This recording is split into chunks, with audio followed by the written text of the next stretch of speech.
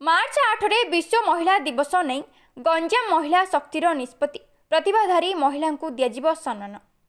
मार्च 8 तारिख में कमापल्ली संकल्प स्कूल खोला मंच में गंजाम महिला शक्ति अनुष्ठान तरफ विश्व महिला दिवस पालन कर बुधवार गायत्री होटेल सम्मिलनी कक्ष एक सांबादिक सम्मिलनी सभानेत्री वंदिता त्रिपाठी अध्यक्षतार आयोजित हो जाइछे।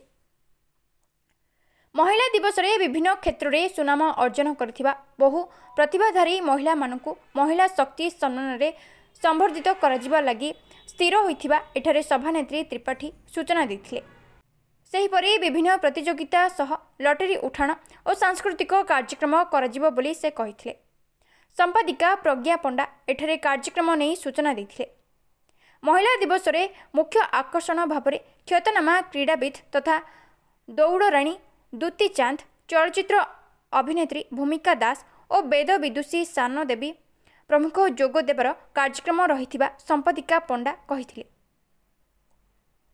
एही अवसर में उपदेष्टा सुशांत सावत, अशोक त्रिपाठी, सुदीप कुमार साहू, प्रणीता होता, पुष्पलता पाणिग्राही, श्रद्धांजलि पाढ़ी, डॉक्टर संध्याराणी पट्टनायक, निरुपमा दास, सुलोचना पाढ़ी समेत अन्य सदस्य उपस्थित थिले।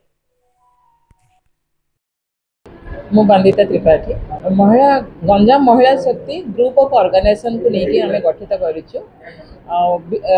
एटा प्रथम थर कि विश्व महिला दिवस आम महिला दिवस पालन करने जाऊँगी। विभिन्न प्रकार कैटेगरी प्राय 40 रु ऊर्ध्व महिला मानक तथा पुरुष मानक सम्मानित कर विभिन्न क्षेत्र 20 जन सम्मानित हे से दिन। तथापि गंजाम जिलार जो मैंने भी किसी ना किसी अवदान जब सोसाइटी को कर भी आम पाखापाखि 20 जन को लिस्ट कर भी सम्मानित कर आमर मुख्य आकर्षण होती दुती चांद और भूमिका दास वेद विदुषी सानू देवी भी आसवा प्रतिश्रुति देती। मुख्य अतिथि रूपे मंत्री विभूति जेना भाई सी भी आसवा प्रतिश्रुति देती।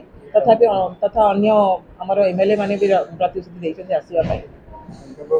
जिला भी गंजाम बाहर भी बहुत जन नॉमिनेशन करते आम संबर्धित करूँ। आम डाकी बाचस्पति को आम कही जेहेतु भुवनेश्वर गोटे कार्यक्रम से निजे ऑर्गेनाइज कर तेणुक बाचस्पति आसीपारे नहीं।